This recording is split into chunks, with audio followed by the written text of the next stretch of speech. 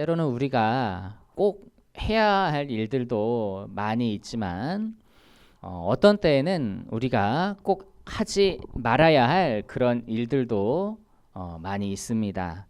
어떻게 보면은 정말 나랑은 아무런 관계 없다, 무관하다라고 그렇게 말할 정도로 하지 말아야 할 일이 있는데 그것은 바로 이제 보복하는 겁니다.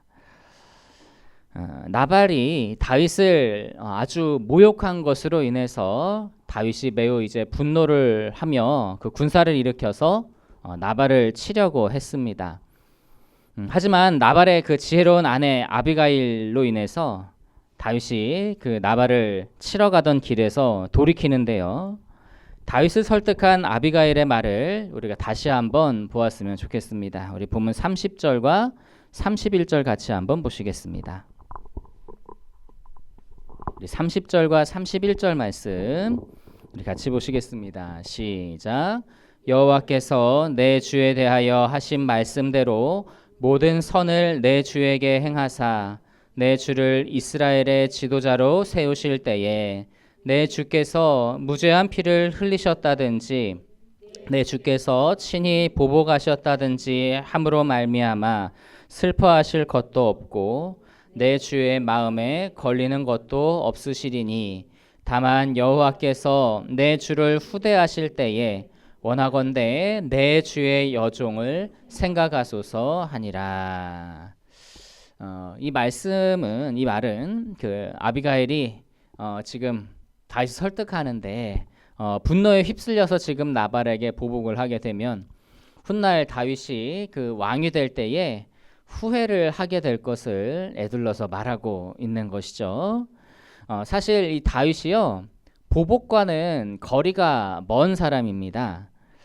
그는 이제 사울이 그 보복하는 일로 말미암아서 그 보복이 얼마나 해서는 안 되는 일인지 잘 알고 있었어요. 헛된 피를 많이 흘리게 되는지를 이제 노베 제사장들이 죽는 것을 보면서 잘 알았거든요. 그래서 이제 그는 자기에게 그 사실을 일깨워준 다시 깨닫게 한 아비가일을 칭찬하면서 자기 처소로 돌아갑니다. 뭐 우리는 이 결과를 성경으로 그냥 글로만 봤으니까 그냥 덤덤하게 보는데 그 상황이 아주 긴박했을 거예요. 아비가일을 따라갔던 그 여종들은 자기들의 목숨이 걸린 일이니까 정말 일촉즉발의 상황으로 느꼈을 겁니다. 그런데 이 일의 원흉, 이 모든 일을 일어나게 한 나발은요 아무것도 모르고 있습니다. 우리 보면 36절 같이 한번 보시죠. 36절입니다. 같이 보시겠습니다. 시작. 아비가일이 나발에게로 돌아오니 그가 왕의 잔치와 같은 잔치를 그의 집에 배설하고 크게 취하여 마음에 기뻐함으로 아비가일이 밝는 아침까지는 아무 말도 하지 아니하다가 이 아비가일이 다윗을 설득해서 돌려보낸 다음에 집으로 와 보니까 지금 나발이 무엇을 하고 있냐? 아무것도 모른 채 그 왕이 벌일 만한 큰 잔치를 벌여놓고요. 크게 취하도록 마시고 즐기고 있습니다. 참 이걸 보면 지혜 없다는 그런 생각이 드는 게 상식이 조금만 있다면 지금 다윗을 그렇게 모욕을 해서 다윗의 사람들을 모욕을 해서 보냈잖아요. 그러면 다윗이 가만히 있지 않을 거라고 하는 그런 짐작이라도 했어야 되는데 뭐 대비라도 좀 했어야 되는데 그런 것도 전혀 없이 그냥 한순간을 오늘 하루를 즐기고 있는 것을 보면 정말 앞으로를 내다보지 못하는 그 이름 그대로 어리석은 사람이구나라고 하는 것을 생각해 보게 됩니다. 그래서 이제 아비가일은 자기 남편이 지금 취한 상태에서 그 얘기를 하면 별 소용이 없을 것 같아서 이제 다음 날이 돼서 나발이 술에 깨서야 그때야 이제 모든 일을 다 이야기를 해줍니다. 자신이 어떻게 다윗에게 나아갔고 다윗이 자신들을 치러 왔다가 자신이 어떻게 이렇게 처신해서 돌아갔다는 그 이야기를 그제서야 다음 날에서야 해준 거예요. 그러니까 이 나발이 이 이야기를 듣고 큰 충격을 받습니다. 깜짝 놀란 거죠. 그리고는 그 충격 때문에 그가 몸이 돌과 같이 굳어서 죽은 사람 같이 되었어요. 그리고 그렇게 한 10일 정도를 그렇게 병치레를 하다가 한 10일쯤 후에 세상을 떠납니다. 자, 그런데 이 사실에 대해서 성경이 어떻게 기록하고 있는지 한번 보시죠. 우리 38절 같이 보시겠습니다. 38절 말씀 같이 보시겠습니다. 시작. 한 열흘 후에 여호와께서 나발을 치심에 그가 죽으니라. 자, 나발이 죽은 이유가 무엇 때문이라고 말하고 있죠? 나발이 충격을 받아서? 낙담해서? 아닙니다. 여호와 하나님께서 나발을 치심에 그가 죽었다라고 그렇게 기록이 되어 있습니다.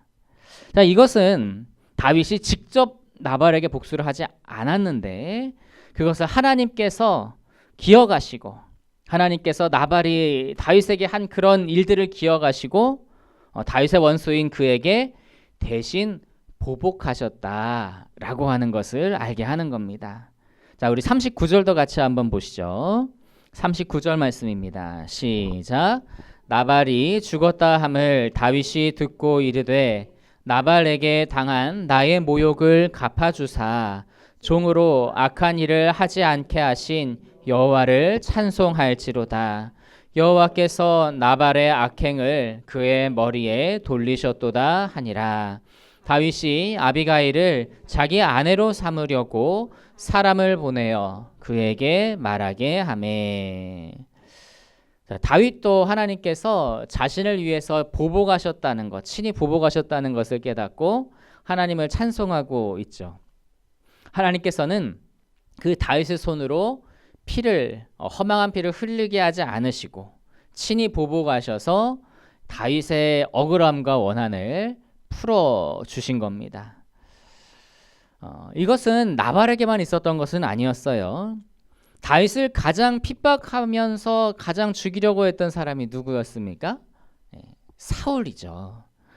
사울은 다윗을 죽이려고요. 그에게 창도 여러 번 던졌고 군사도 동원을 해서 다윗을 잡으려고 오랫동안 쫓아다녔습니다.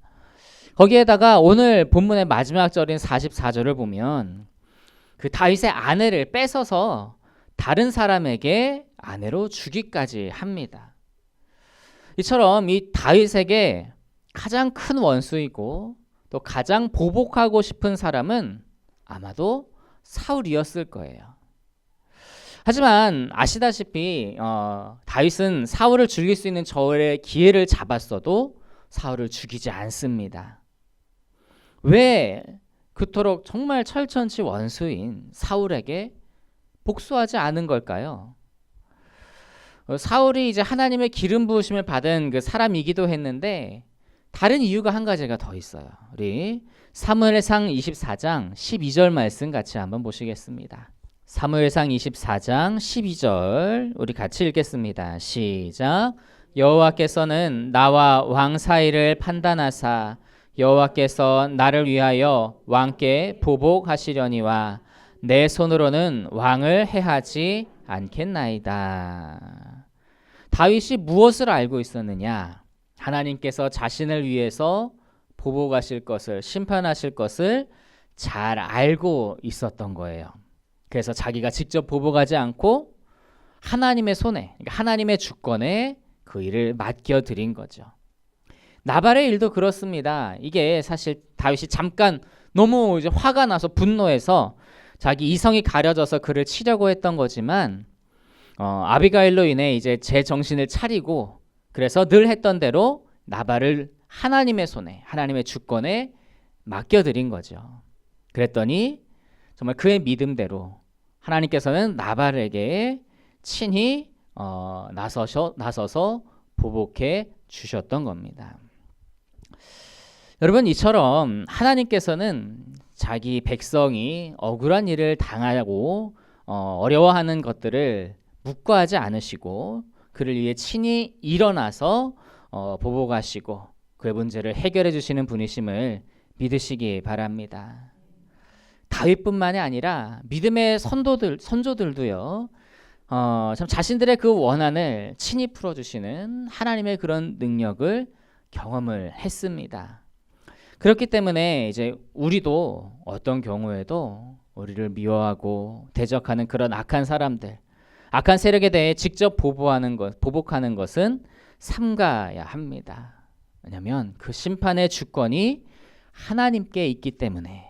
그런데 우리가 동일하게 보복을 했을 경우에는 우리도 그 사람과 동일한 죄인이 되기 때문에 하나님께 맡겨야 한다는 거예요. 그런데 때로는 하나님께서 우리의 억울함을 눈여겨보지 않으시는 것 같이 느껴질 때가 있어요. 그래서 우리의 마음이 답답하고 어렵고 때로는 조바심이 날 때도 있습니다. 그런데 이 잠언 말씀에 이런 말씀이 있어요. 우리 한번 찾아보시죠. 잠언 20장 22절 말씀 같이 한번 보시겠습니다. 잠언 20장 22절 말씀을 우리 함께 읽어보시겠습니다. 시작. 너는 악을 갚겠다 말하지 말고 여호와를 기다리라. 그가 너를 구원하시리라. 아멘. 이 말씀에 기록된 것처럼 하나님께서는 우리의 억울함을 풀어주시고 우리를 신원하여 주시는 정말 이것은 기록된 말씀이에요. 하나님의 약속입니다.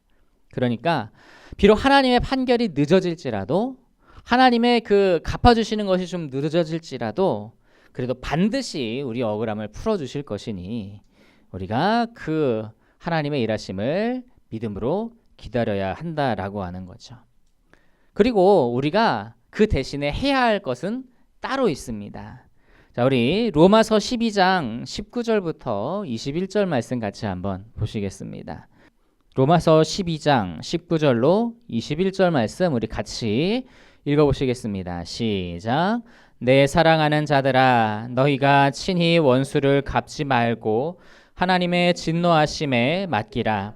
기록되었으되 원수 갚는 것이 내게 있으니 내가 갚으리라고 주께서 말씀하시니라. 내 원수가 줄이거든 먹이고 목마르거든 마시게 하라. 그리함으로 내가 숯불을 그 머리에 쌓아 놓으리라. 악에게 지지 말고 선으로 악을 이기라. 아멘. 사도 바울은 그 원수에 관한 일을 하나님께 다 맡기고 오히려 그들의 부족함을 돌보아 주라고 말씀하세요. 원수가 줄이면 먹이고 목마르면 마시게 하라는 거예요. 예수님은 원수도 사랑하라고 그렇게 박해하는 자를 위해 기도하라고까지 말씀을 하셨죠. 아니 그런데 어떻게 그럴 수 있습니까? 이거는 말만큼 생각만큼 쉬운 일이 아닙니다. 아니 이거는 굉장히 어려운 일이죠. 평소에 우리가 마음을 어떻게 다스려서 용서할 마음을 먹었다고 해도 막상 그 원수를 만나면 도저히 할 수 없는 그런 일일 거예요. 그런데 우리가 꼭 기억해야 할 것은 우리가 죄로 인해 하나님과 원수지간이었을 때 그래도 하나님은 우리를 사랑하셨다는 겁니다. 그토록 원수였던 우리를 위해서 하나뿐인 아들을 내어주셨다라고 하는 거죠. 그러니 우리에게 주신 그 사랑을 기억하면서 주님의 마음으로 주님께서 우리에게 베푸셨던 사랑을 흘려보낼 수 있는 우리가 되어야 한다라고 하는 겁니다. 그렇게 하면 20절 말씀에 내가 숯불을 그 머리에 쌓아 놓으리라 라고 그렇게 말씀이 되어 있는데요. 그것은 도리어 그 사람을 부끄럽게 하고 또 그리고 그 사람의 마음을 돌이킬 수 있게 하는 그런 힘이 될 것이다 라고 하는 거예요. 이런 방법으로 하나님께서 우리에게 주신 그 은혜의 사랑으로 이렇게 반응하는 것이 올바른 반응이고 원수에게 진정으로 이기는 그러한 방법이 되는 겁니다. 그러니 사랑하는 여러분, 보복하는 일을 멈추고 또 그 보복하는 마음을 거두게 되는 우리가 될 수 있기를 원합니다. 보복하는 것은 하나님을 믿는 우리와는 전혀 무관하고 합당하지 않은 일입니다. 동이 서에서 멀듯 우리 그리스도인들에게서 멀어야 할 것이 보복하는 것이고 복수하는 일입니다. 오직 주님께서 우리에게 베푸신 은혜를 기억하면서 주님께서 우리에게 주신 그 사랑을 기억하면서 그리고 또 하나님께서 우리를 대신하여서 그 모든 어려운 그런 일들을 억울한 일을 풀어주시고 우리를 대신해서 보복하시고 그 상황 가운데에서 결국 우리를 높이시고 승리하게 하실 것을 믿으면서 나아가는 우리들이 되기를 간절히 소망합니다. 그래서 보복함으로 동일한 악을 행하는 사람이 아니라 선으로 악을 이기는 저 여러분이 되실 수 있기를 간절히 소망합니다.